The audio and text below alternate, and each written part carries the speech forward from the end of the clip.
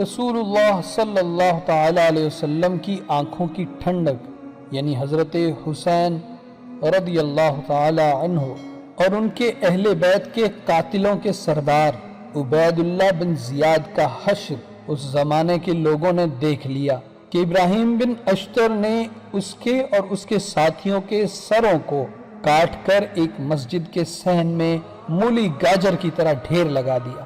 ترمذی شریف کے اندر حضرت عمارہ بن عمیر سے ایک روایت مروی ہے، وہ فرماتے ہیں کہ جب عبید اللہ بن زیاد اور اس کے ساتھیوں کے سروں کو مسجد کے صحن میں کاٹ کر ڈھیر لگا دیا گیا تو اس منظر کو دیکھنے کے لیے لوگوں کی ایک بھیڑ لگی ہوئی تھی، تو میں بھی گیا۔ جس وقت میں پہنچا تو کیا دیکھتا ہوں کہ تھوڑی دیر کے بعد لوگوں میں شور ہوتا رہا، اور شور اس بات کا ہو رہا تھا کہ ان سروں میں ایک سانپ گشت کر رہا تھا، اور گشت کرتا ہوا عبید اللہ بن زیاد کی ناک میں گھس جاتا تھا۔ تھوڑی دیر اس کی ناک میں ٹھہرنے کے بعد پھر نکل کر غائب ہو جاتا تھا، پھر تھوڑی دیر بعد آ کر اسی کی ناک میں گھستا تھا۔ میں نے اپنی آنکھوں سے یہ منظر مسلسل 2-3 مرتبہ دیکھا ہے۔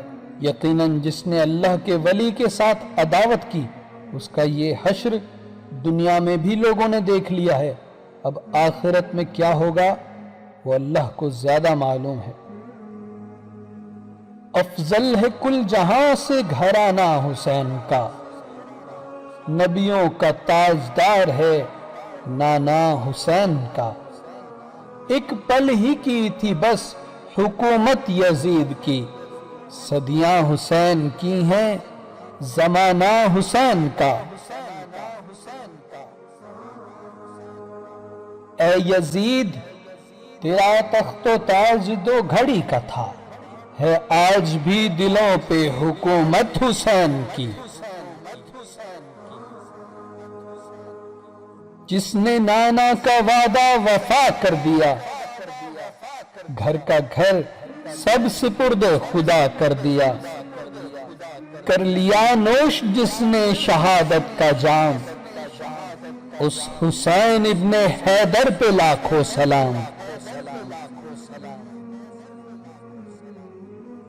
جس کی ماں فاطمہ، جس کا بابا علی، جس کا بھائی حسن، جس کا نانا نبی، اس حسین ابن حیدر پہ لاکھوں سلام، اس حسین ابن حیدر پہ لاکھوں سلام۔